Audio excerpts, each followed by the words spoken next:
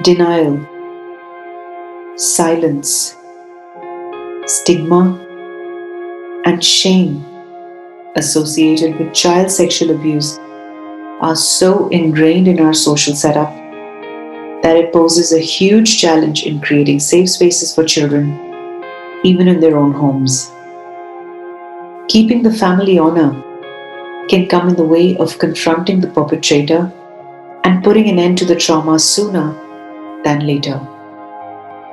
Unfortunately, in Nupur's case, the sexual abuse went on for 5 long years, and she was all of 13 when it began, because she was too young to even understand what was happening to her. This isn't her real name, but she found the courage to share her story through this medium in a hope to encourage more victims of sexual abuse to join in the dialogue and help break the cycle of abuse. Her tryst with healing, self awareness, and rediscovering her inner child began much later in life, but only to reveal how beautiful life can be. Sharing her story with the world is her way of accepting what has happened and moving on to a happier, more fulfilled life. My name is Diksha Sethi, and you're listening to Different Strokes. Please welcome Nupur. Okay, let's start. Thank you so much, Nupur, for agreeing to be a part of this second season of Different Strokes. Let me begin by asking you about your story. What was your journey like? Hi Diksha, it's a pleasure to be on your podcast, absolutely. And I didn't realize we have entered the second season, so congratulations to you. Thank For you. doing such a great job for sharing these stories with the world. It's really important that people get to hear these voices. Yes, thank you. Okay, so as far as my story goes, like I would like to give you a disclaimer before I begin.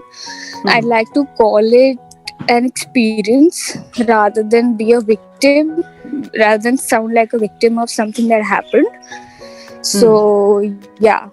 And we can obviously dive deeper as we go on into the podcast. So, I was sexually abused by one of my relatives, like someone within the family.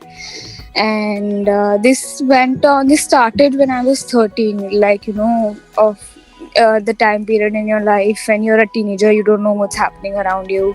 Things are changing, your body is changing, and I come from a very traditional family, so there was no sense of any kind of sex education per se. And the abuse went on till the time I was 18.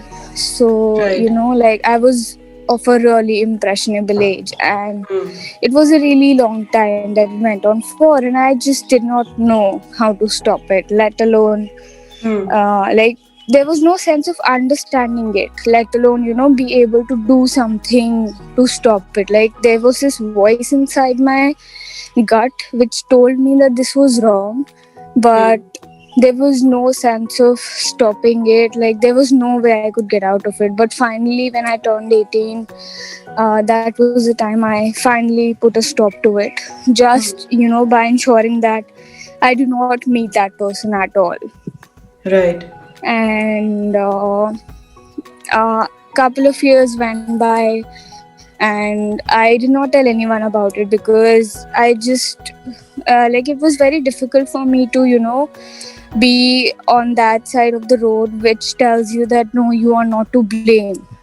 So I was living with a lot of guilt, with a lot of blame. So one fine day I told my parents about it, and that's where the second part of the journey started. From where on I knew that I could confide in people and they would not blame me for it. Right. So there was this huge sense of I'm not sure what to call it, but it was like a cauldron of feelings of blame, guilt, a lot of shame that we associate with ourselves, when something happens to you but you're not able to control it. Right. So after that, I confided in my parents, then my siblings, and from then on, it the ride was not smooth, but the pain became tolerable after a point in time. Why do you say that the ride was not smooth? How did they take it when you confided in them, your family? So I come from a very traditional setup, where things are very easily brushed under the carpet. Right. And like, I did not reveal the identity of the person because more than the perpetrator, I was protecting myself. I know that the kind of life my parents have led, and the kind of background they come from, I knew that there were so many factors involved, the reputation of the family, and how they had this whole notion that if they wouldn't do anything, they would let me down, and how. So obviously, there will be an expectation when you confide in your parents about something this big. So Yeah. you'd expect them to do something about it. And Okay. frankly, I did not want to put that burden on them. That, if I tell you the identity of the person, then you need to take some action, that you need to go to the court, or you need to threaten him or something, or you need to send a message across that you did this with our daughter, and you will not be able to live happily, or whatever. But why is So that? Because that's generally how the relationship between parents and children are. Where as children, we expect our parents to protect us in under any circumstances. So why did you feel the need to protect them and not burden them with this expectation that they are supposed to protect you? Why was that? so it took me a lot of time to wrap my head around the fact that my parents did everything they could. Like, I blamed them for the longest time, that like every person would, that they are my protectors, and why weren't they there for me, why couldn't I confide in them when there was time, when all of it was happening? Like, why was there never a relationship Yeah. where we could tell things to each other without hiding anything? But then after a point in time, I did realize that they did everything that they could, and they spent most of their lives in living for their parents. Like, my grandparents lived with us for the longest time, like till they passed away a couple of years ago. So Right. their whole lives revolved around their parents and not us. So technically there was never that attachment. Like, obviously they're my parents, I love them, right? But there was never that exchange of expectations, or putting that burden on them just not right, because they did everything they could, and from they did their bit. And I just simply understand that I don't want them to take that blame on them, that वो अपनी बेटी के लिए कुछ कर नहीं पाए. I just didn't want them to go through it. And it took me a lot of time to understand why I can't share the blame with them, because the blame only lay with the perpetrator, and not Right. me, and not my parents or anyone else. But you know what? To me, I mean, I don't want to obviously. I'm no judge of this at all because this is your situation and you've gone through this and you were obviously Yeah. the best judge at that point in time. But to me, it sounds like that you already made your peace with this. That you can't blame your parents because Yeah. you were So probably bitter. that's Were you bitter when you told them and they tried to brush it under the carpet? no. The first time around when I you told them. see, at that time I was young. I was 21 or 22 around that time. So I'm not sure like exactly what I experienced, because frankly it was a long time back. I wasn't bitter, but yes, I was a little shocked by the fact that they did not push me to know the identity of the person. person. Obviously Right. something that you can expect that would happen, right? Like, Yeah. because obviously I went to them, so there was a reason I wanted them to do something about it. But Yeah. it literally took me years to understand why it isn't important for them to know. Like, till date, it's just very easy for me to walk up to them and tell them, this is the person who did this to me, and it's still I am living with the pain, and it's just not easy to Hmm. face him. It just triggers me in a lot of ways. Hmm. But I know for a fact that, revealing his identity or taking any sort of action against that person even today is not gonna, reverse what's happened already. And I have made my peace with what happened and what I need to do to get over it, because it's simply like any kind of punishment for the perpetrator is not going to just take away the pain or the memories of what happened, or it's not But gonna don't you think help it's anyone in any way. But don't you think it's going to give you a sense of closure by at least exposing that No, perpetrator so that you stop his actions right there and then? absolutely not. Right. Absolutely not. Why do you say that? Because I know that person. Hmm. Simply because I know the kind of person he is. So naming and shaming Simply you think won't help? because, not in my case. Hmm. Frankly, like, I am sure it does for a lot of people. Hmm. Like, it's important for them, but the way my life has been, the way my story has, unfolded itself, the way, like, the kind of amazing people I've met in my life, who've really, like, been my pillars, and the kind of relationships I've been able to build with my family over the years, Right. they all, there's this huge sense of pride that I carry with myself, which tells me that I just don't need any kind of closure from that person, because simply because of the fact that I know it's not going to come. Like, Right. even if he apologizes, do you think it's gonna like Undo the literally damage. Yeah. make any difference to me? No, it's not gonna do that. So Right. because you just can't undo these things, right? Right. and Right. and especially whatever happened, it happened at such a stage in my life where I was literally like turning into a woman, like, Yeah. as you say that when women hit puberty, Yeah. they then start menstruating, and then they develop those organs Yeah. and those emotions and everything that Yes. help them turn into a woman. Yeah. So it was a very impressionable time for me, and hence it's Hmm. literally taken me half of my life to understand what happened and to be able to make my peace with it. Like, Right. I am very proud of where I've gotten, and I Right. do not demand any kind of closure from anyone whatsoever. Right. No, hats off to you for braving this, but I do want to go back a little to the time when all of this began. And you said you were just 13. You were just a child with Yeah. just hardly any understanding of what all this really means. So, understandably, you were not able to, push him back. But did you know that what was happening with you was not right? Yes. How Yes. did that And feel?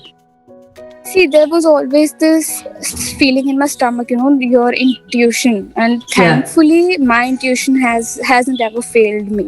Right. It's always like whenever anything happened, or even something simply like someone on the road catcalling you. My intuitions always told me that it's wrong, and I did try to voice it in my own way.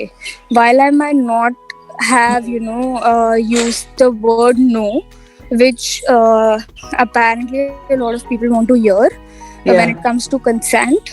But I did express my discomfort that I don't want this to happen, or this is very painful to me, and Right. things like that. But of course those pleas were falling on deaf ears. Right. So yeah. And you said that he was one of your family members, extended family members. Yeah. So, Yeah. did anybody in the family have any idea, a faintest of hint of what was going on with you? Did they see any Not at change? that point in time, unfortunately. Did they not see any change in your demeanor, in your behavior, any discomfort on your face, anything of that sort? They couldn't gauge. We are a big family. I have 15 first cousins. Right. What do you expect? Right. Like, do you really think that, each of my parents would have that kind of time to gauge what was going on in their children's lives? Or no, it was just simply not possible in the kind of setup that I grew up in, and I do not Right. blame them for it, because that's what they saw their parents dedicate their lives to my greater Right. grandparents, Right. and then that's exactly what my parents did, and happily so I do not hold any grudge against them whatsoever. Right. And what about school? I believe you were in school that time. Oh, school was hell. Did that School impact was your pure performance? hell. I'm sure it must have impacted your relationships with your friends. Did It that hit did. normalcy for you? So no, I definitely would say there was no sense of normalcy whatsoever. Like like I became the sort of person who always just wanted to be comforted, like a wounded animal. It just wants to find that refuge, Yeah. that place of comfort, where what like it can call it home, like not obviously in physical terms but in metaphorical terms, Yeah. where the person can feel safe. Yeah. So most of my life after what had happened was just finding this destination called home, in terms of safety, in terms of security, in terms of love, in terms of companionship, in terms of friendship. So school was pure hell. Like I was bullied because apparently it's not okay for a girl to date a certain number of people, you know Okay. so I was bullied, I was slut shamed just for purely either rejecting some boys or dating some. Okay. So school was pure hell, and unfortunately I never had those kind of friends in school, in whom I could really confide and expect to be understood. Right. So, and obviously, I mean, when I couldn't understand myself, how could I expect a person of my age to understand something like this? Right? So, it was like a very difficult time. Like, I literally would find excuses to skip school every single day. कि आज sir दर्द है, आज पेट दर्द है, आज school नहीं जाने का मन है, or something like that. So yeah, it was a very difficult time. And Did then any of your teachers catch around, you? I mean, sense anything that was not right with you? Did any of your teachers do that? I sort of think like, how English teachers, someone who studied literature, Yeah. has that sense that, something is wrong, they just can sense it. Yes. I personally feel that it might not be true because I myself am a literature graduate. So I think one of my English teachers did feel that something was not right. So, she used to pay special attention and call me over to chat sometimes when there would be a free time in school. But not as such, like I obviously did not trust anyone with something like Understandably. this. So, yeah. And you mentioned you had 15 first cousins. So were you close to anybody? Were you able to confide in anyone to say that you know how uncomfortable you are and this is what is probably going on and you don't understand what really is going on but you don't like it? Were you able to voice that to anybody?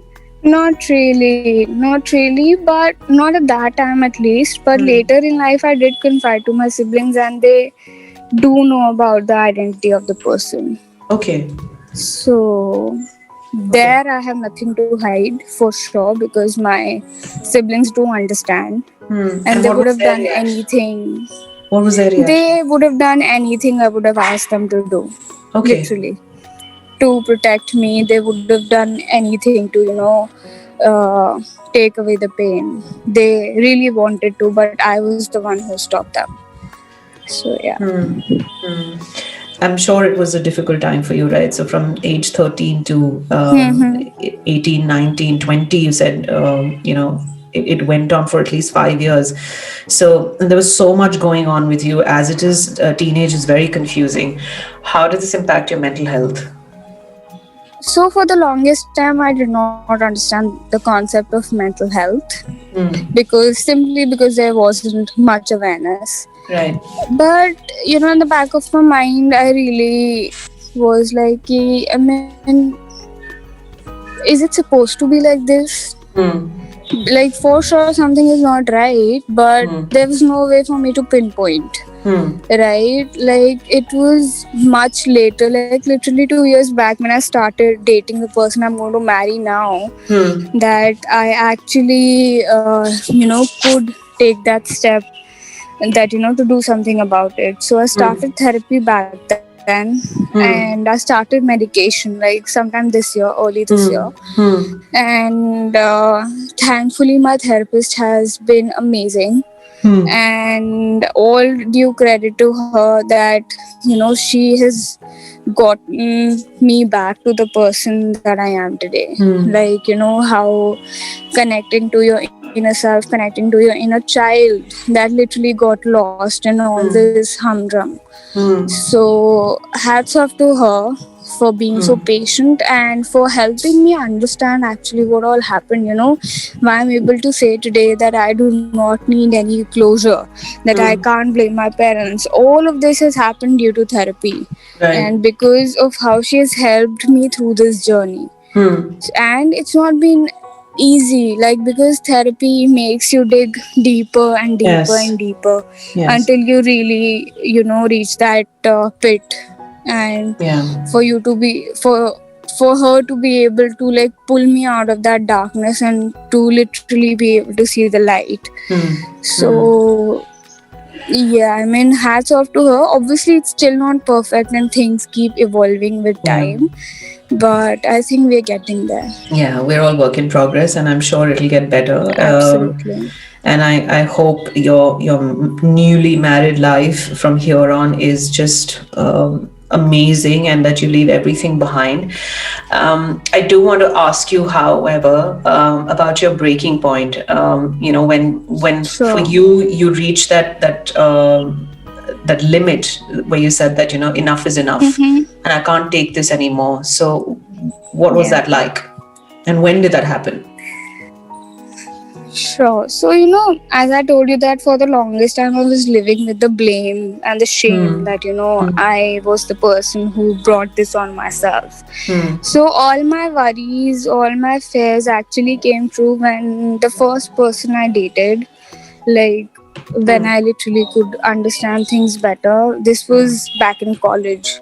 So I broke this to him that this is something that happened. So you trusted him with your secret? He was literally the first person I told about this, because I just simply thought that this is the person I'm dating, this is the person I really like, and I can expect him to understand. And also because he was elder to me, 3 years elder to me. Right. So I was like, yeah, probably he understands these things. So I told him. And the tables completely turned and he ended up blaming me for it. Wow. So yeah, that was my breaking point, and that was when I actually decided to confide in my parents, because they were simply like, literally after this happened, I knew that there was only family that could be trusted, and rightly so. Right. And how and when did you confront your perpetrator and you said that enough is enough, this can't go on, I'm not going to let this happen to me anymore? So this, I don't know how this happened. Just one fine day, I was like, this just can't go on for any longer. So how old were you? This was around the time that I was 23. Right. And I was like, enough is enough. It's been 10 years that all of this has happened, and it just can't go on forever. Like, I don't deserve to live with this much pain. And whatever happened, like, why should I be the one who's suffering and the other person does not even understand what he's ended up doing, the kind of damage that I literally have to live with for the rest of my life. And how old was he when you were 23? Hard to say, but I'm sure he was around 10 to 12 years elder to me. So he must have been 35. And was he married? Was he or is he married? Yeah, absolutely. That's how, like, one of Wow. my cousin sisters uh, is married to him. So that's how Wow. this happened. Oh, Yeah, wow. Okay. Okay. And you never, that's the reason you never thought of absolutely. confronting his wife. Did you ever think of that, or that wasn't an option? Frankly, I couldn't care less about it because, I mean, I'm not sure how much I'll be trusted about this Hmm. whole thing. Because absolutely, he's like this charismatic person. He's a Leo, Hmm. so he has that Hmm. personality which really engages people. So it's Right. just very easy for him to win people over. He has two beautiful children, one of whom is a girl. So he has, it's just very easy for him. It would be very easy for him to get out of it, and I have no doubts about it whatsoever. So Hmm. frankly, I couldn't care less about confronting his wife because Right. it's just not worth it. It's not worth the battle, and it's not one I want to fight. What Right. for? It's not going to get me anything, right? Right. Right. Like, कुछ मिलेगा नहीं, then what's the point of fighting something like this? Right. And So how did yeah. you finally confront him? What was that like? So after 18, that was the time when I actually decided that it's not going to continue Yeah. now. So I Yeah. just stopped any kind of communication with him from my side. Okay. But it continued from his side. He would call me every year on my birthday, Hmm. and when he would continue like trying to chat with me when we would meet on formal occasions and everything. Right. So but then that couldn't continue either, and it was making me very uncomfortable, and I was very scared that something of what I put an end to years back, it took me a lot of it took a lot of courage to put Yeah. an end to it in the first place. And Yeah. then I just couldn't bear the thought of that ending up happening again, Hmm. especially after being blamed for something like this. Hmm. So one fine day I just wrote this huge 1,000-worded letter, and Hmm. I told him that what you did, like, I'm sure you are not living with any kind of guilt because you just simply don't understand what has happened. Hmm. And but it is my duty to tell you that you've literally ruined the rest of my life because of what happened, Hmm. and it's just simply not acceptable, and I'm not going to let you live without any kind of guilt. You And think he you was have a guilty? beautiful daughter. He was I have enough proof because Right. after this thing happened, like after I expressed Hmm. myself, I just blocked him on Right. every possible platform, and Right. he couldn't even look into my eyes or bear to be within 100-meter distance to me in any kind of social gathering that we met in. That was Right. enough proof for me. Right. And you mentioned he Yeah, had a daughter he as just well. couldn't. He has a daughter who is around 15 now. Wow. Imagine what are the odds. I'm just dumbfounded. I don't know what to say. I mean, how people who have daughters, how can they even do something like this? I mean, it's just beyond me. Um, but I do want to understand, Nupur. Frankly, hmm, I do want to go understand ahead. why do you blame yourself? Why did you blame yourself for so long? And you were carrying a lot of shame and guilt. Why was that? Yeah, just a lot of it was associated with simply the fact that I just couldn't say no. I just Right, couldn't stop it. I knew that it was wrong. I knew I didn't want it to happen. Then why couldn't I stop it from happening? right, right, That was my point of contention, and that was the point I started my therapy with as well. I asked my therapist that, like, why did it happen to me and why didn't I say no? right, Those were the two questions I was desperate to get answers to at any cost. And I right, literally spent a lot of money on therapy because I knew that I just had to get better and I couldn't live with this anymore. It just isn't worth it. right, right. Yeah. And I want to ask you, if you were to do this any differently, go back in time and do this any differently, would you? Yeah, absolutely. I mean, I would. I wished I had the courage to say no to his face and to be able to push him back physically, Right. and to be able to put a stop to it when Hmm. all of this was happening, all of this started, Hmm. so that the damage was lesser, because it was already done, right, in some measure, because you just can't get over something like this, Yeah. even if it's just someone whistling at you or calling you names on the Hmm. street Hmm. and at any time of the day. Hmm. So any kind of abuse, it just leaves such traces on your personality that it takes a lot of time to get over it, to understand it. And I'm sure Yeah. everyone has a different way of dealing with things like these. Yeah. Someone wants closure, someone wants to name and shame, Yeah.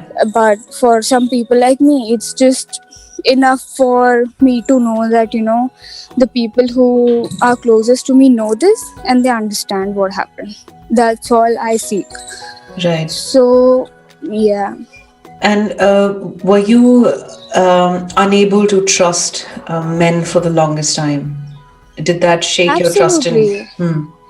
Absolutely. It was very difficult for me to trust anyone with my story. But Hmm. thankfully, I found some really wonderful people who I'm Hmm. really grateful for, Hmm. who actually understood what went on, why it happened, how it happened, who this person is, everything. Like, Hmm. I could literally bear every detail to them and they wouldn't question me, at least. They would just be there to listen and to comfort me.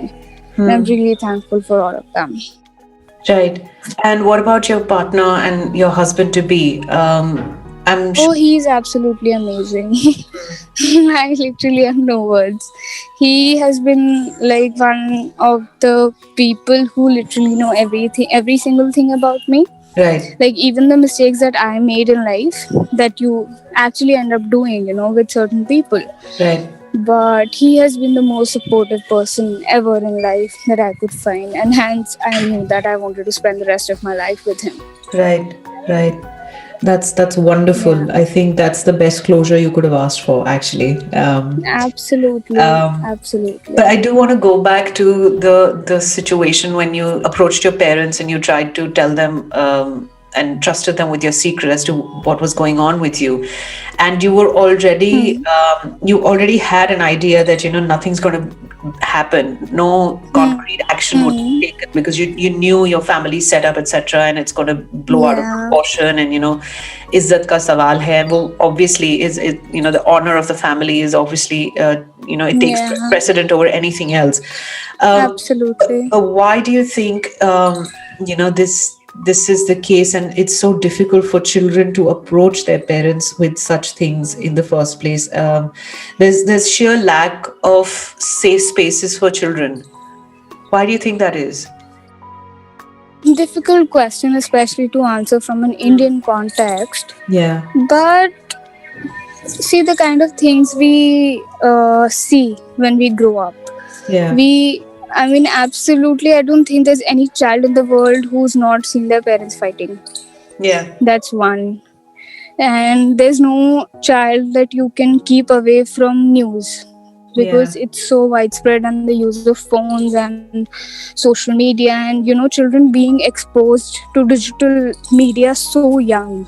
Yeah. So, I mean, I'm not even sure what a child goes through. Like, I have a niece who's turning 5, and Right. she comes and tells me that I hate it when my mom and dad fight. So Hmm. really, what kind of precedent are we setting for them? Right. And of course, she consumes a lot of content on YouTube and Yeah. whatnot. Yeah. So, and how do you think? Like, my sister lives in the US, Hmm. and she lives alone with a husband and 2 kids, and she's a homemaker. How much time do you expect her to dedicate to her children and not consuming this content? Hmm. Not being exposed to perpetrators, because really, do you think that it's possible for us to like literally put the tag of perpetrator on every man or a woman or a person, like anyone for that matter. It's just not possible. Like, but the only solution is to educate your child. Yeah. Like, she knows, she's 5, but she knows what are the gray areas. Right. When do you need to shout when someone, touches you inappropriately? When someone, you need to shout, you need to give a signal that, this is wrong. And we'll be there to protect you. I think, you're making a very valid point. It also stems from the fact that sex education, or a topic like this sensitive a topic, is still a taboo in Indian families, where the first reaction to anything like this is going to be really, I don't have the words to express it. It's just going to be very filmy, I would say, for the lack of a better word right now, rather than, trying to understand what the child is going through, or how they've mustered the courage to trust their parents with it is a big deal already for them. And just to brush it under the carpet just is heartbreaking. So that's... Yeah, I mean, just one thing that no one tells you is that family can't, that the family will never hurt you. Yeah. That's what you're always fed, right? Right from the moment you are born to the moment you die. Everyone tells you family can't hurt you. Yeah. So how do you expect children to deal with something like this when someone in their own family who you're supposed to trust and gauge as your protector happens to be a perpetrator? Yeah, I mean, even data like, also says that. Data also suggests that 98% of the perpetrators are actually known to the family members. Yeah, family members. Yeah. So you tell me, how do you deal with something like that? Yeah, I think like it's unfortunate, but even like one of my first cousins tried to do some things, but thankfully I was old enough to understand what was happening and put an end to it right there. Right. Okay.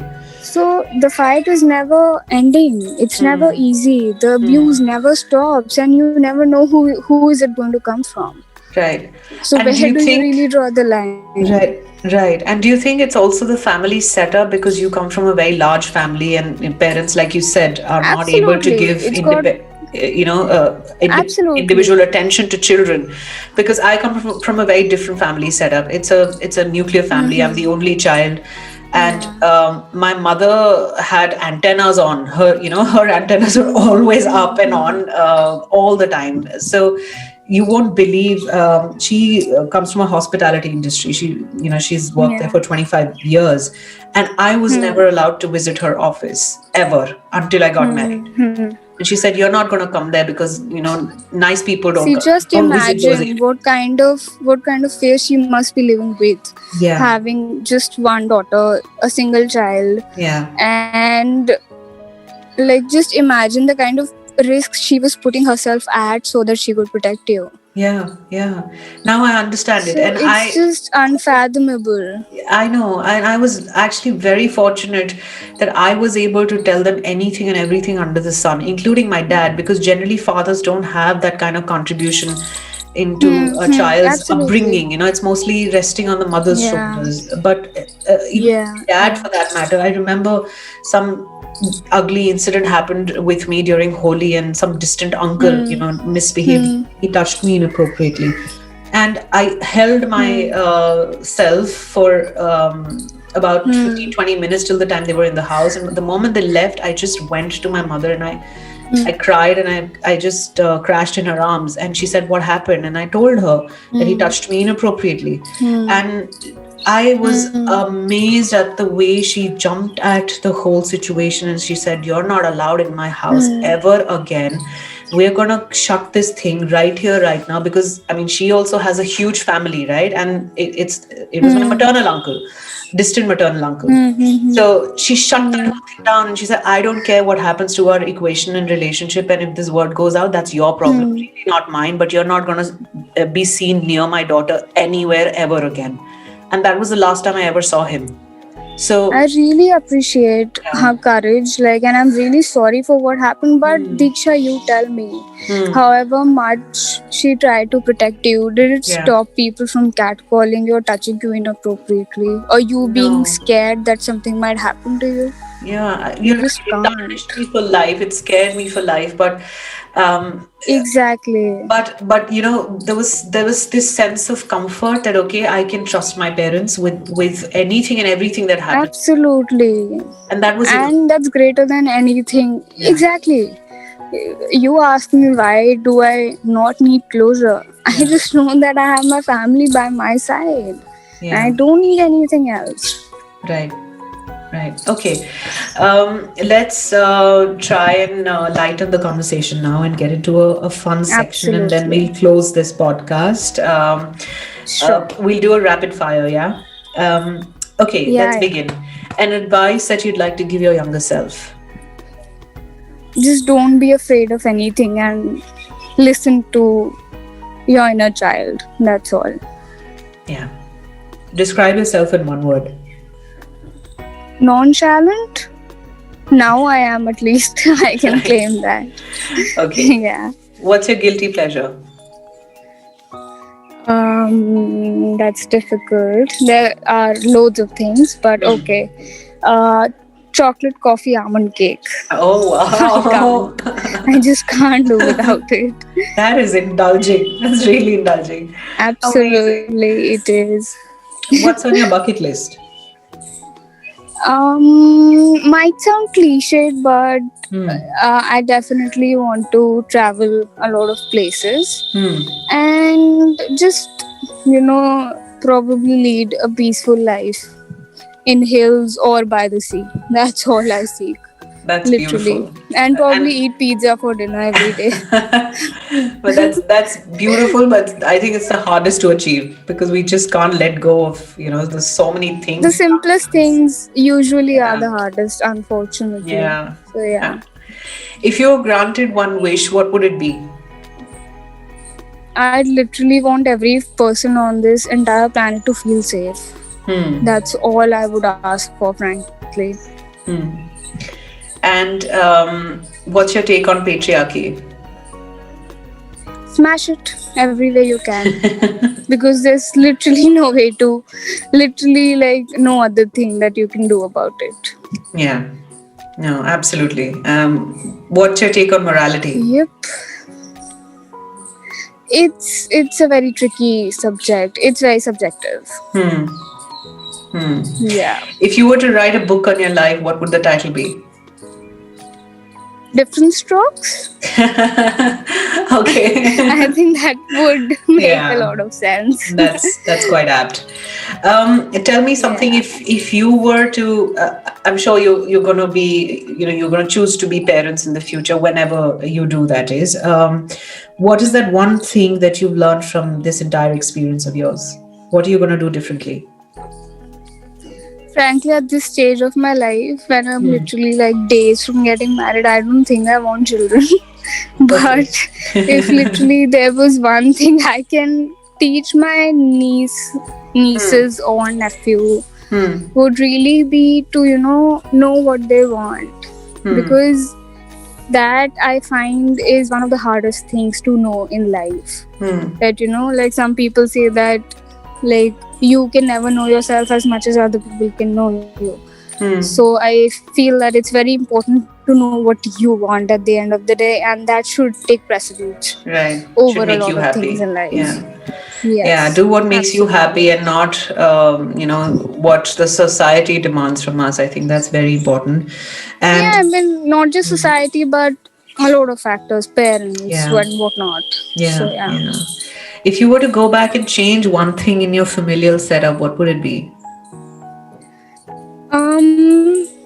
I definitely want things to be not shoved under the carpet.